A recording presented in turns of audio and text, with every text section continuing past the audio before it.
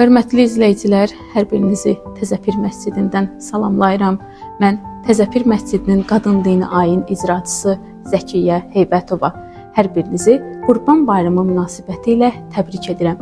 Uca Allah Qurani Kərimin Həcc surəsinin 22-34-cü ayələrində belə buyurur.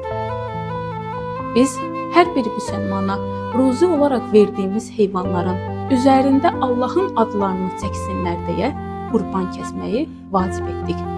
İslam aləmində iki müqəddəs bayram qeyd olunur.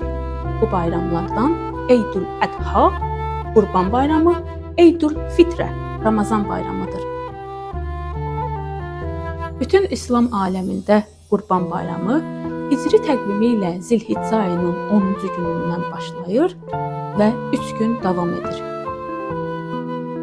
Mərasimlərdə qoyun, qoç, inək, dana, keçi və dəvə kəsilir və qurban kəsən niyyətindən asılı olaraq bir hissəsi pay göndərilir, digər hissəsi isə ehtiyac sahiblərinə göndərilir və mərasimlərdə bayram günü fəqirlər ac qalmasınlar deyə mərasimlərə dəvət olunurlar və Uca Allah Qurani Kərimin Kəvsər surəsinin 2-ci ayəsində belə buyurur.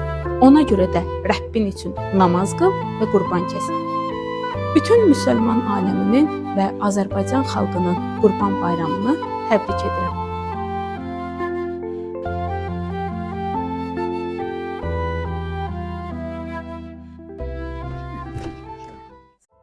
Hörmətli izləyicilər, hər birinizi Təzəpir məscidindən salamlayıram. Mən Təzəpir məscidinin qadın dini ayin icraçısı Zəkiyyə Heybətova.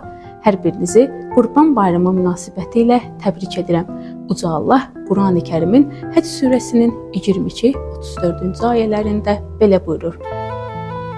Biz hər bir müsəlmana ruzi olaraq verdiyimiz heyvanların üzərində Allahın adlarını çəksinlər deyə qurban kəsməyi vacib etdik.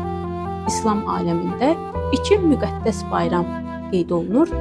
Bu bayramlardan Eydül Ədha, Qurban bayramı, Eydül Fitrə, Ramazan bayramıdır.